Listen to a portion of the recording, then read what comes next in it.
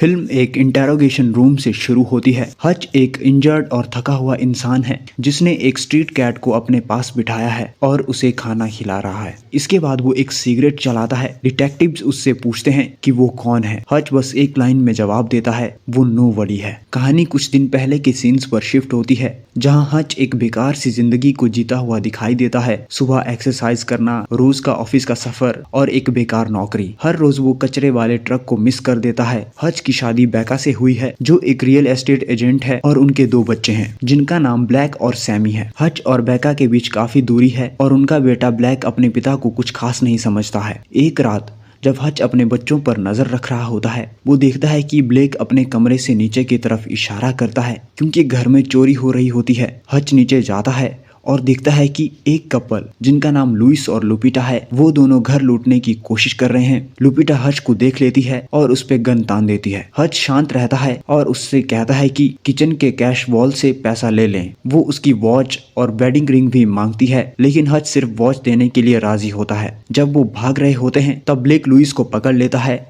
और उसे लॉक कर देता है। लुपिटा गन लेकर उनके पास आती है और हच उनसे लड़ने की तैयारी करता है, लेकिन वो रुक जाता है और ब्लेक से कहता है कि लुइस को छोड़ दे। लुइस ब्लेक को मुक्का मारकर भाग जाता है। पुलिस आती है और हच को लगता है कि उसने गलत किया। उसका बेटा ब्लेक और एक पुलिस ऑफिसर भी उसे क्रिटिसाइज करते हैं कि वो एक डरपोक आदमी है। काम पर उसका बॉस और फादर इन लॉ एडी उससे इस इंसिडेंट के बारे में बात करता है और उसका ब्रदर इन लॉ चार्ली उससे अपने बचाव के लिए एक गन देता है। हच अपने छुपे हुए भाई हैरी से रेडियो पर बात करता है और बताता है कि उसने रॉबर्स को इसलिए नहीं रोका क्योंकि उसने देखा था कि लुपिटा की गन खाली थी। हच अपने रिटायर्ड FBI एजेंट पिता डेविड से मिलता है जो कहता है कि हच की तबीयत ठीक नहीं लग रही है। हच अपनी जिंदगी वैसे ही जीने की कोशिश करता है, लेकिन उसे लगता है कि उसने अपने परिवार के लिए कुछ नहीं किया जब उन्हें उसकी जरूरत थी। जब सैमी मेंशन करती है कि उसका किटी कैट ब्रेसलेट खो गया है, हच को समझ में आता है कि रॉबर्ट्स ने उसे चुराया होगा और वो उनका पीछा करने निकल पड़ता है। हच अपने पिता के घर जाता है और उनका पुराना FBI बैज और गन लेता है।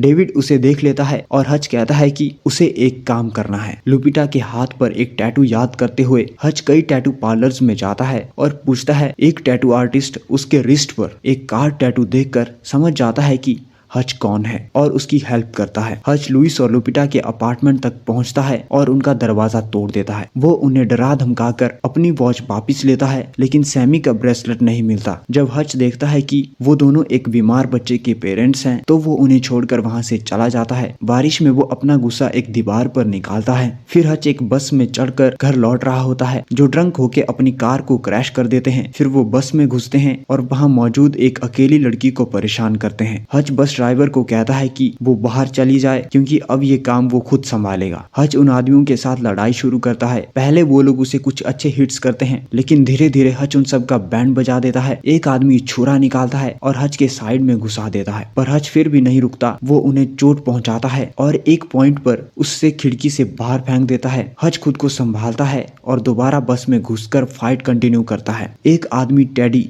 हच की गन उठाकर उसे गोली मारने की कोशिश करता है, लेकिन हच एक पोल तोड़कर उसका हाथ तोड़ देता है और पोल से टेडी की पिटाई करता है जब तक उसकी सांस नहीं अटक जाती। टेडी सफोकेट करने लगता है पर हच उसे बचा लेता है। फिर वो घर वापिस आता है और देखता है कि बैका अब तक जाग रही है। बैका उसका हाल देख लेती है और समझ जाती है कि वो किस तरह के काम में लगा है, क्योंकि उसे पता है कि हच एक टाइम पर क्या था। बैका उसके घाव को साफ करते हुए कहती है कि वो दोनों काफी टाइम से एक दूसरे के पास नहीं आए हैं और ये बात उसे खटक रही है। एक नाइट क्लब में मॉबस्टर जूलियन एंट्री लेता है, डांस करता है और अपने एसोसिएट्स के साथ बैठता है, जहां वो उनके शेयर्ड फॉर्च्यून जो ऑब्जेक्ट कहलाता है उसकी सिक्योरिटी डिस्कस करता है। उसके एसोसिएट्स उसकी कैपेबिलिटीज पर शक करते हैं क्योंकि वो डांस पर अजीब हरकतें करता है, लेकिन जूलियन उन्हें गलत साबित करता है जब वो एक ब्रोकन मार्टिनी ग्लास का हैंडल उठाकर एक शेयर होल्डर का चेहरा काट देता है और फिर उसकी गर्दन काटकर उसका काम तमाम कर देता है। जूलियन को हॉस्पिटल से कॉल आता है जहां उसका छोटा भाई टेडी होता है। डॉक्टर्स बताते हैं कि टेडी को परमानेंट ब्रेन डैमेज हुआ है। गुस्से में जूलियन टेडी के फ्रेंड्स को धमकाता है और पूछता है कि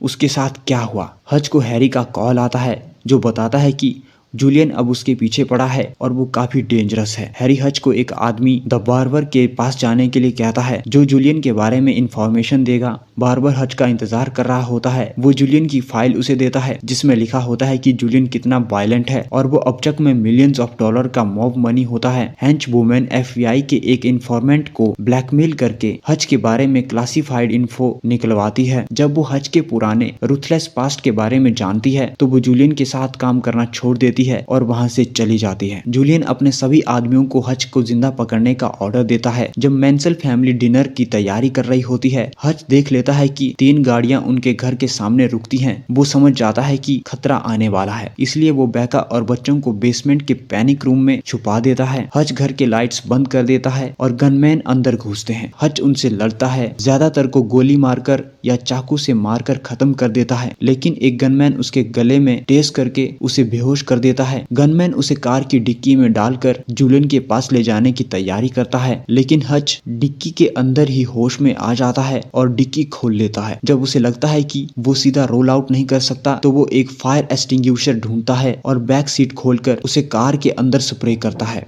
जिससे गनमैन का ध्यान भटक जाता है और कार क्रैश हो जाती है। हज बैक सीट से बाहर निकलता है और देखता है कि जूलियन के आदमियों में से एक अभी जिंदा है, लेकिन कार के नीचे दबा हुआ है और खून बह रहा है। मारने से पहले वो आदमी हज से पूछता है कि वो कौन है। हज बताता है कि वो एक ऑडिटर था जो एक ऐसे हिटमैन का काम करता था जिससे सब डरते थे। हज घर लौटते हुए अपने फादर डेविड को कॉल करके आगाह करता है कि अपना ध्यान रखें। वो अपनी फैमिली को पैनिक रूम से निकालता है और सैमी की आंखें ढक देता है ताकि वो घर में पड़े सारे डेड बॉडीज को ना देख सके। हज बेका और बच्चों को सेफ जगह भेजने की तैयारी करता है और बेका उसे कहती है कि वो वापस आए। हज गनमैन की बॉडीज को इकट्ठा करता है और एक जो अभी जिंदा होता है उसे बेसमेंट में ले जाता है। बेसमेंट में हज अपनी पुरानी जिंदगी के बारे में बात करता है और अपने आखिरी मिशन का जिक्र करता है जिसमें उसे एक आदमी को मारना था जो पैसा चुरा रहा था, लेकिन वो जेन्युइनली माफी मांगता था, इसलिए हज ने उसे छोड़ दिया। बाद में हज उस आदमी को ढूंढता है और देखता है कि वो एक खुश जिंदगी जी रहा है अपनी वाइफ और 2 बच्चों के साथ। यही देखकर हज रिटायर और सेटल होने का फैसला करता है। फिर इसके बाद वो घर में कैरोसिन डालकर उसे आग लगा देता है और निकल जाता है। हज एक बैग में गोल्ड बार्स लेकर एडी के पास जाता है और जगह को खरीदने का ऑफर देता है। चार्ली को लगता है कि इससे उसकी नौकरी चली जाएगी, इसलिए वो हज पर हमला करने की कोशिश करता है, लेकिन हज उसे एक पंच में गिराकर संभाल लेता है। एडी ऑफर को एक्सेप्ट कर लेता है और हज जगह को रीअरेंज करके उसमें बॉडी ट्रैप्स लगाने लगता है। हज जूलियन के ऑफशैक का पता लगाता है, वहाँ के सारे गार्ड्स को मार डालता है और जूलियन के सारे पैसे को जला देता है। तभी जूलियन के 2 आदमी रिटायरमेंट होम पहुँचते हैं जहाँ हज के पिता डेविड रहते हैं। वो डेविड पर हमला करने की कोशिश करते हैं, लेकिन डेविड तैयारी में होता है और एक आदमी को शॉटगन से उड़ा देता है और दूसरे को सफोकेट करके मार डालता है। हज जूलियन के नाइट क्लब जाता है और वहाँ डिनर करता है। गनमैन हज को घेर लेते हैं, लेकिन हज उन्हें C4 ग्रेनेड दिखाता है जो उसके फिंगर से बंधा होता है और कहता है कि अगर कुछ गलत किया तो वो सबको उड़ा देगा। जूलियन अपने आदमियों को बात करने के लिए छोड़ने के लिए कहता है। हज जूलियन को बताता है कि उसने उसका सब कुछ तबाह कर दिया। जूलियन ये सुनकर गुस्से में आ जाता है। जब उसे पता चलता है कि ऑब्शेक अब नहीं रहा, हज वहाँ से निकलता है और जूलियन और उसके आदमी उसका पीछा करते हैं। हाई स्पीड चेज के दौरान हज काफी आदमियों को मार डालता है और अपने वेयर हाउस तक पहुँचता है। विलन्स वेयर हाउस पहुँचकर फायरिंग करना शुरू कर देते हैं, लेकिन हैरी और डेविड अचानक वहाँ पर पहुंचकर हज की मदद करते हैं। तीनों मिलकर गोली, चाकू और ट्रैप्स का यूज करके काफी गुंडों को मार डालते हैं। हज एक C4 ग्रेनेड को बुलेट प्रूफ ग्लास विंडो पर चिपका देता है और जूलियन की तरफ भागता है। वो पिन खोलकर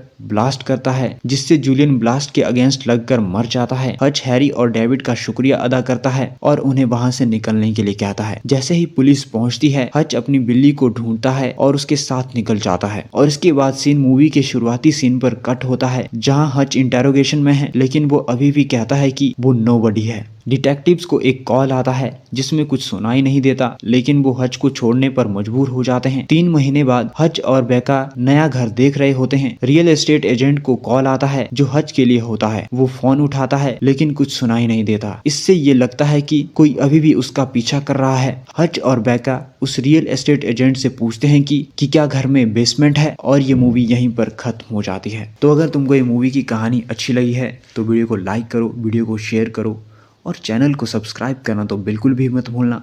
तब तक के लिए मिलते हैं अगली वीडियो में। Bye bye.